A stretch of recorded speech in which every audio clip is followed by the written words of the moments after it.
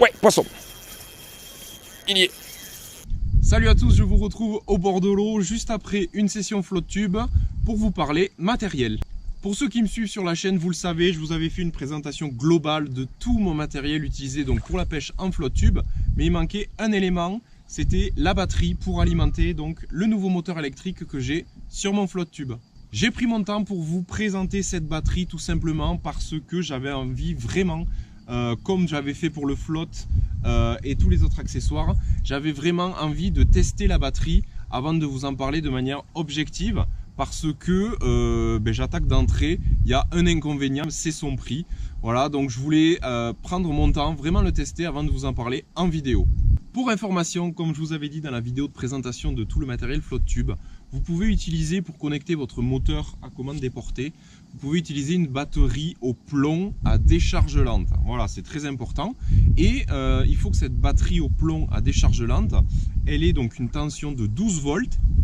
Et ensuite une autonomie ou du moins un ampérage d'environ 60 à 72 ampères heure.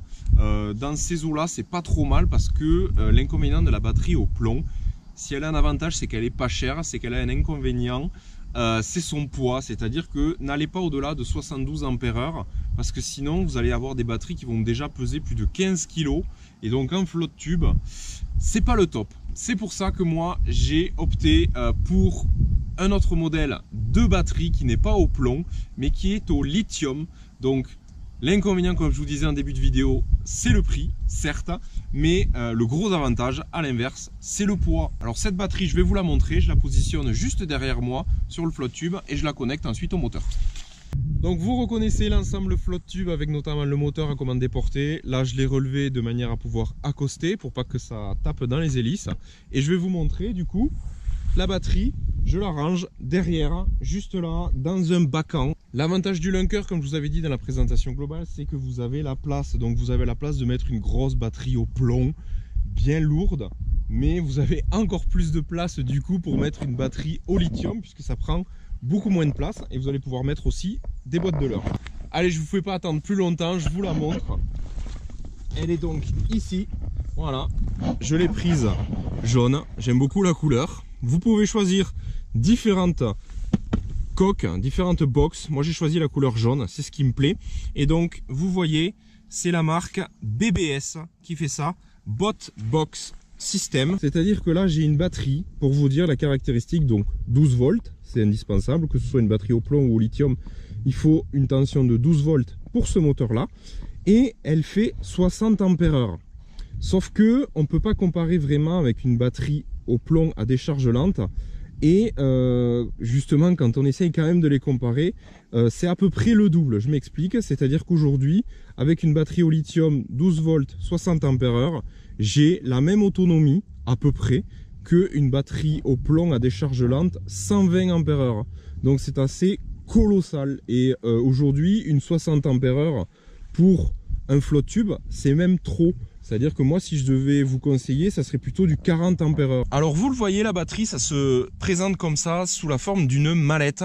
Et aujourd'hui, moi, j'ai une mallette qui fait 6 kg seulement. Et donc c'est assez colossal par rapport à l'autonomie que j'ai.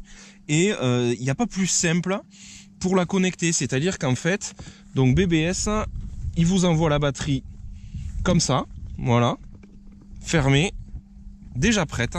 Il vous envoie aussi un chargeur, bien entendu. Donc vous branchez votre chargeur sur la batterie et dans une prise, ça vous permet de charger votre batterie.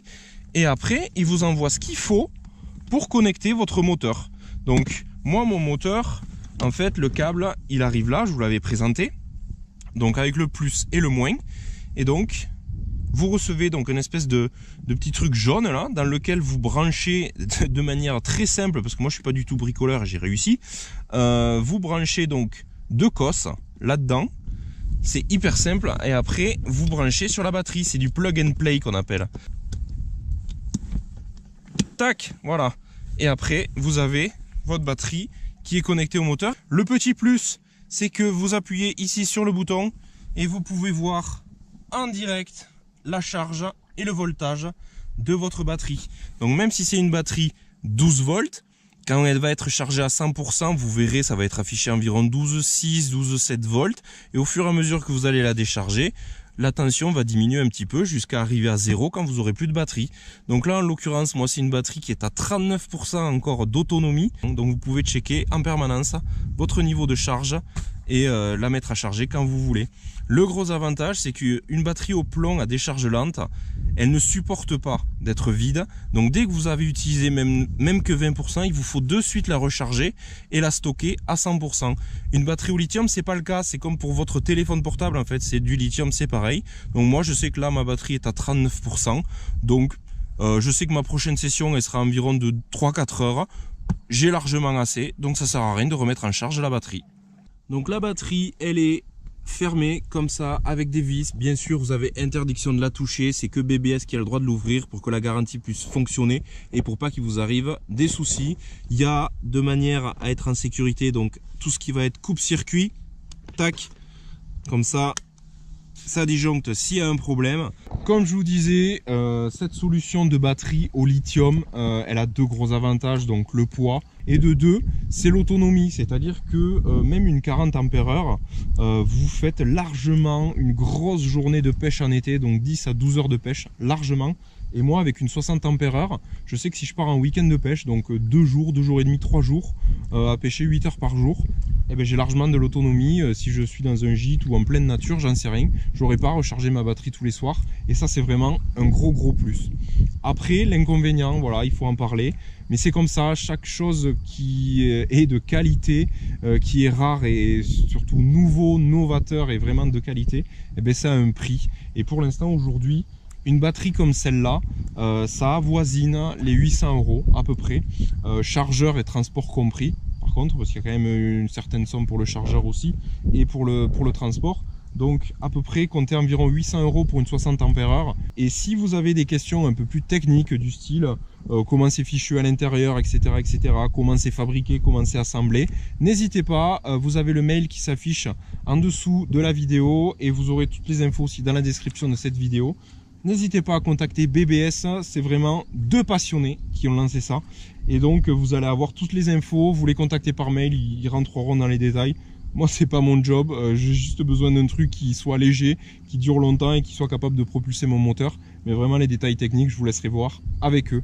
Voilà la présentation globale de tout mon matériel Flowtube. Et bien pour le coup, elle est vraiment terminée puisqu'il manquait à vous présenter la batterie. Mais encore une fois, je voulais vraiment la tester, voir qu'il n'y ait pas de soucis, qu'il n'y ait pas de couac, que les connectiques soient bonnes, enfin qu'il n'y ait pas de problème particulier.